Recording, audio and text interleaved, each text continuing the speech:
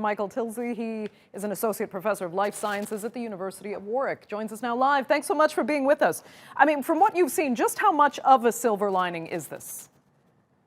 Well, and this is certainly promising, and we also saw this actually in the northern hemisphere at the start of this year. That in many countries, the seasonal flu season, it normally lasts till about May time when cases really start to decline. And we actually saw that because of the very severe lockdown measures that were brought in many countries, that actually curtailed the seasonal flu season by about 5 to 6 weeks. So it is certainly good news that we're not seeing as many cases in the southern hemisphere. But in terms of projecting this forward, of course, we do need to remember that many countries are now coming out of lockdown, the US and several countries in Europe, and we may expect to see cases picking up. So it's extremely possible that come the winter, we may see a significant seasonal flu season in the northern hemisphere, dependent upon what happens in the weeks to come. Right.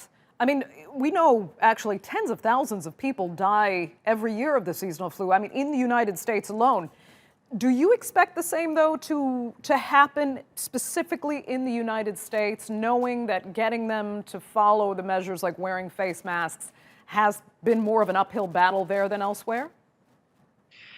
To be honest, at this stage, it's extremely difficult to predict. I mean, we know the situation in the US is still very concerning where COVID is concerned. Cases are still rising in many states. There is some resistance to intervention measures.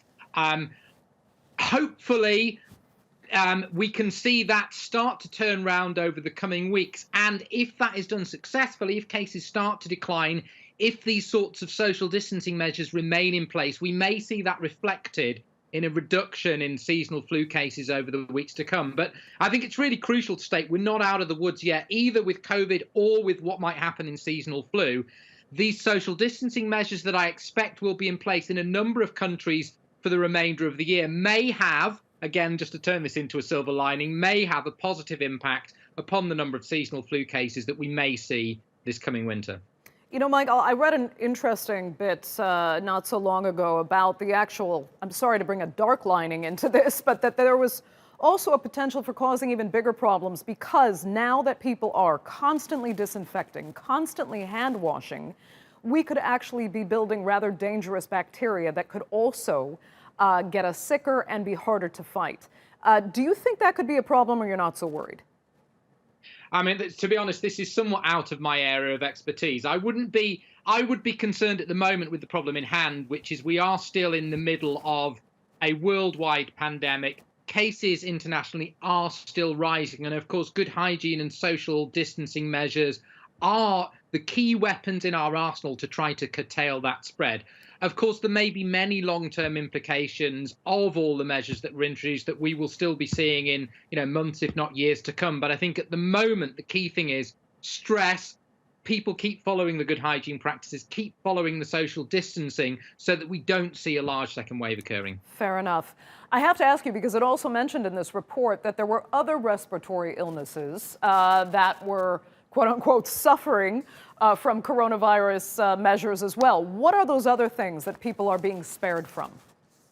Well, I mean, things like RSV. So RSV is a respiratory virus that is actually extremely dangerous, particularly for young children. In fact, many years ago, my two daughters actually were very severely infected by RSV, and one of them was on a ventilator for quite a period of time. And it is a big killer in lower and middle income countries. We are seeing RSV in particular. There are fewer cases. So these are promising signs that actually the social distancing measures are having some positive health impacts upon other respiratory diseases. Okay, Michael Tildesley, thank you so much for being with us. We appreciate it.